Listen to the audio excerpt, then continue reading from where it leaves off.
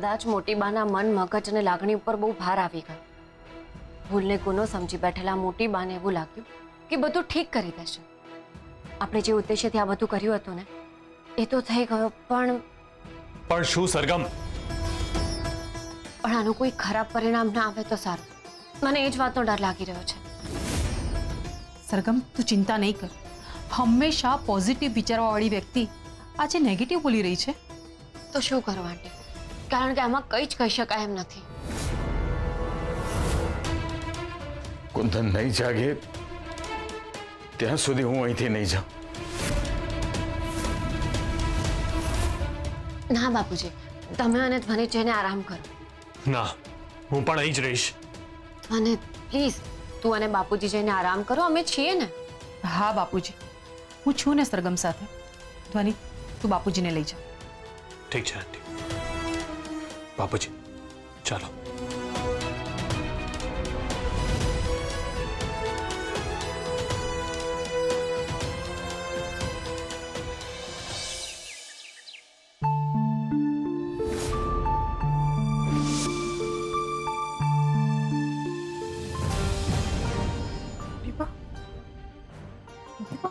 સરગમ, મોટી બા ક્યાં છે?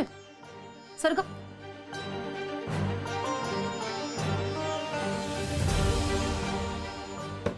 મોટી બા, મોટી બા,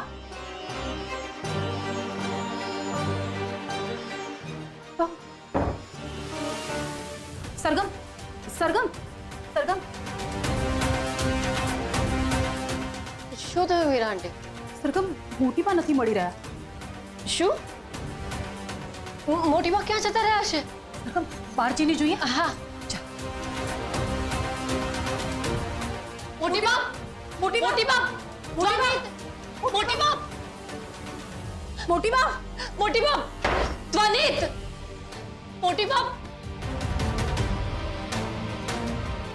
સરગમ, શું થયું? જોલે ધ્વનિત, મોટી બા એમના રૂમમાં નથી. શું? તો એ ક્યાં ગયા? અમે જાગીને જોયું તો મોટી બા ત્યાં નહોતા. ગઈકાલે આટલા મોટા ટ્રોમામાંથી પસાર થયા અને આજે આવી રીતે એમનું જતું રહ્યું. ક્યાંક એવું કંઈ ના બન્યું હોય જે આપણે વિચાર્યું પણ ના હોય. સરગમ, આ તું બોલી રહી છે? ધ્વનિત, જેને પ્રેમ કરતા હોઈએ ને એને ગુમાવવાનો ડર પણ વધારે લાગે છે અને એ ડર આ મને વિચાર કરાવી રહ્યો છે. સરગમ, હિંમત રાખ્યા સિવાય આપણી પાસે બીજો કોઈ જ વિકલ્પ નથી. સરગમ, મીરા આંટી સાચું કહી રહ્યા છે. ટાઈમ વેસ્ટ કર્યા વિના આપણે મોટી બાને શોધવા જવું પડે. ચાલો. મોટી બા, મોટી બા, મોટી બા, મોટી બા, મોટી બા, મોટી બા, મોટી બા, મોટી બા, મોટી બા, મોટી બા, મોટી બા, મોટી બા, મોટી બા, મોટી બા, મોટી બા. મોટી બા. ધ્વનિત, મીરા આંટી ત્યાં જુઓ સામે.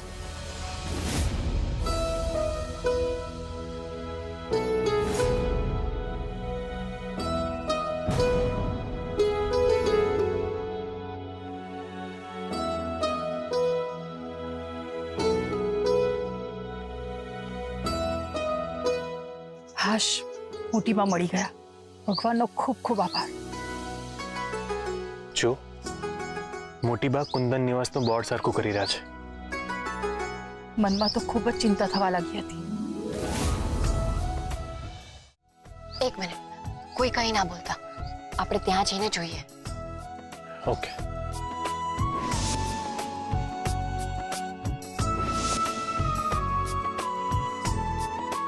મોટી બાપ, તમે અહીંયા શું કરો છો? મોટી બા? કોણ મોટી બા?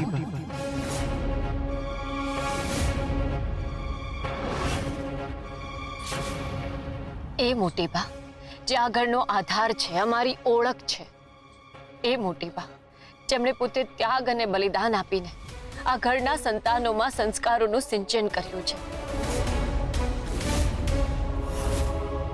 એ મોટી બા જેનું નામ કુંદન ઝવેરી છે અને જે ખરા અર્થમાં કુંદન છે. એ મોટી બા જે અમે ભૂખ્યા હોઈએ ને તો પોતે ભૂખ્યા રહે, અમે તકલીફમાં હોઈએ તો પોતે રડી પડે.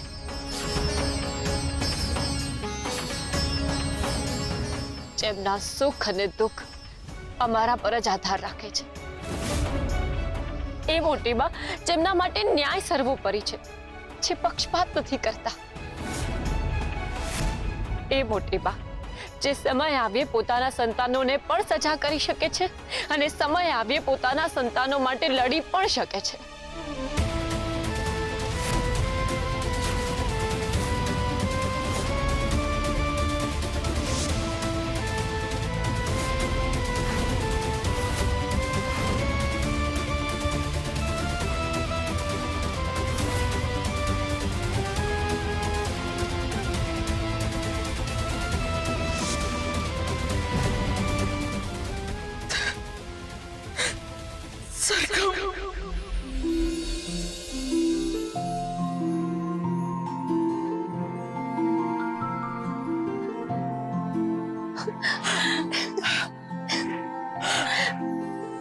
મોટી બા,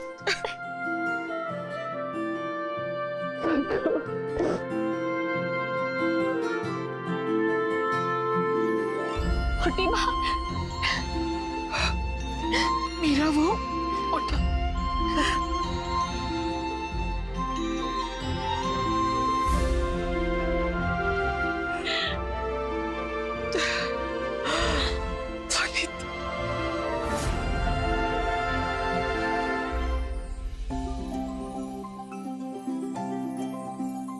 તો આ કુંદન નિવાસનું બોર્ડ જરા હલી ગયું હતું તો હું એને ઠીક કરી રહી હતી. મોટી બા, આજે દિવાળીનો દિવસ છે તો આપણે બધા ભેગા મળીને પહેલાની જેમ દિવાળીને ઉજવીએ. મોટી બા, આપણું એટલે કુંદન નિવાસનું સેલિબ્રેશન એવું હોય કે બધા જુએ. તો પછી આપણે દિવાળી કેવી રીતે ઉજવતા હતા? રંગોળી બનાવીને, આસો પાલવના તોરણ બાંધીને, અને તમારા હાથની મીઠાઈ બનાવીને. અને આ બધાની શુભ શરૂઆત અમે તમારા હાથેથી જ કરતા હતા. મોટી બા, તમને યાદ નથી?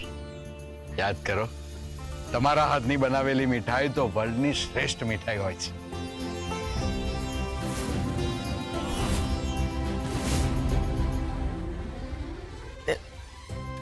મને બહુ યાદ નથી આવતું. મોટી બાપ, કોઈ વાંધો નહીં, તમે મન ઉપર બહુ ભાર ના લો. આપણે બધા રંગોળી બનાવવાથી શરૂઆત કરીએ. હા હા, ચાલો.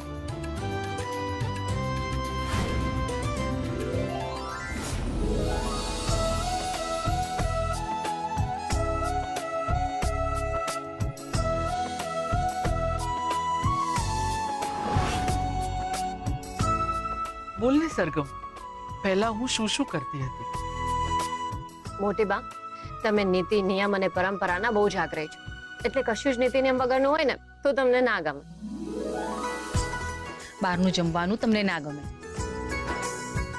તમે અતિથિ દેવો ભવમાં માનો છો. હા મોટી બા, તમને અસ્ત વ્યસ્ત ના ગમે, તમને ચોખ્ખાઈ જ ગમે.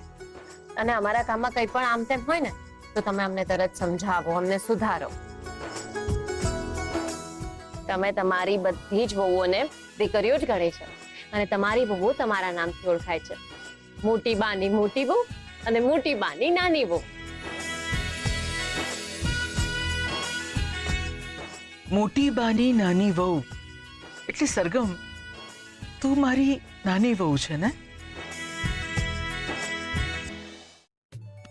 હા મોટી બા, સરગમ તમારી નાની વહુ છે અને હું અને લજ્જા ભાભી તમારી મોટી વહુઓ છીએ. મોટી બા, આ તહેવાર અમારા માટે તહેવાર બન્યો છે કારણ કે ધીમે ધીમે તમને બધું જ યાદ આવી રહ્યું છે. તહેવારના વિખરાઈ ગયેલા રંગો પાછા એની જગ્યાએ પુરાવા લાગ્યા છે. મોટી બા, જો ઘરનો સ્તંભ હલે તો બધું આપોઆપ હલી જાય છે અને કુંદન નિવાસના સ્તંભ તો તમે જ.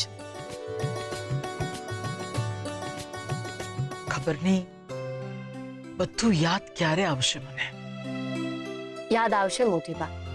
તમે જ અમને શીખવાડ્યું છે ને, કોઈ પણ પરિસ્થિતિમાં હાર ના માનવી જોઈએ અને અમે તમારી શીખવાડેલી વાતને નહીં ભૂલી.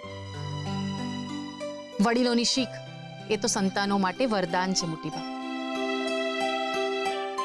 અમે તો તમારી પાસેથી ઘણું બધું શીખ્યા છે અને હજુ પણ શીખતા જ રહીશું. સરગમ, જલ્દી આવ. આ ધ્વનિત કેમ આટલું મોટે મોટેથી બૂમો પાડે છે? એને જરૂર કંઈ કામ હશે. ચલો.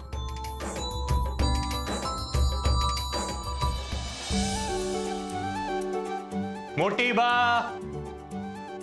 શું થયું? કેમ આમ બૂમો પાડે છે? કામ છે એટલે. અરે મેં કહ્યું હતું ધ્વનિતને કુંદનને બોલાવવા માટે. મોટી બા, દિવાળી હોય ને તમારા હાથથી બનાવેલી મીઠાઈ ના ખાઈએ તો કેમનું ચાલે? અમારે તમારા હાથથી બનાવેલી મીઠાઈ ખાવી છે. હા એ જ તો. હું દિવાળીમાં કઈ મીઠાઈ બનાવતી હતી? મોહનથાળ. તમારા જેવો મોહનથાળ તો તમારી એક પણ વહુ નથી બનાવી શકતી. પણ મને નહીં આવડે સરગમ. અરે મોટી બા, તમે રસોડામાં ચાલો તો ખરી. તમને બધું આપોઆપ યાદ આવી જશે કે તમે કેમ અને કેવી રીતે બનાવતા હતા. તો એક કામ કરીએ, તું પણ ચાલ મારી સાથે રસોડામાં. આપણે બંને મળીને બનાવીએ. મોટી બા, હું જ નહીં, અમે બધા તમારી સાથે છીએ. કેમ મીરા આંટી પરી? હા હા જરૂર. હા હા મોટી બા, અમે છીએ જ ને. ચાલો આપણે બધા જ જઈએ અને મોટી બાનો ફેવરિટ મોહનથાળ બનાવવામાં એમની મદદ કરીએ. ચાલો. ચાલો.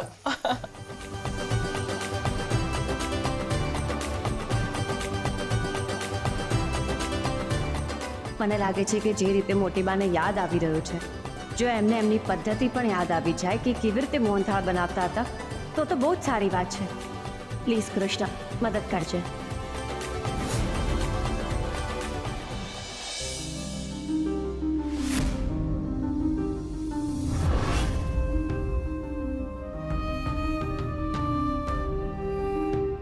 મીરા આંટી, એક મિનિટ. આપણે લોકો અહીંયા જ થોડી વાર ઊભા રહીએ અને જોઈએ કે મોટી બા શું કરે છે.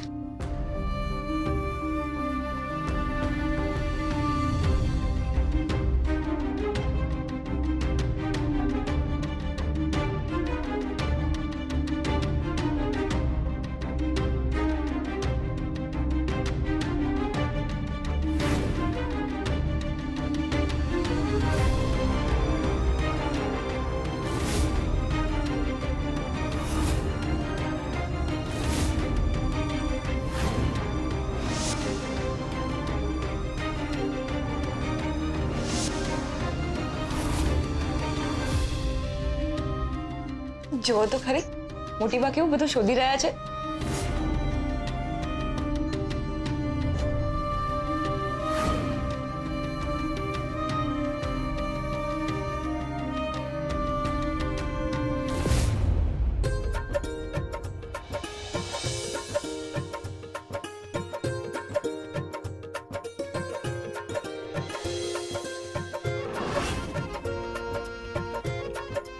જો મોટી બાને તો યાદ છે કે કેવી રીતે મોહનથાળ બનાવતા હતા.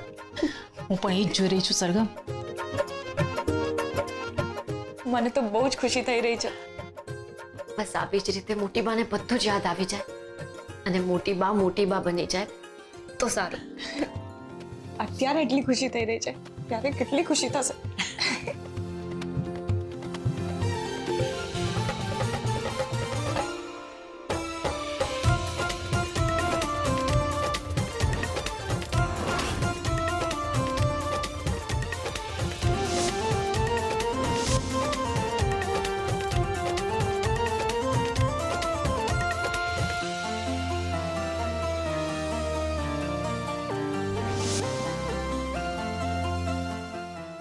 સરગમ, પરી, મોટી બાએ મોહનથાળ બનાવી દીધો. હા, ચાલો. મોટી બા, તમારો મોહનથાળ તો બની ગયો. મોટી બા, મોહનથાળની બહુ જ સરસ સુગંધ આવી રહી છે. એક મિનિટ. હા સરગમ, જરા ટેસ્ટ કરીને કે કેવો છે.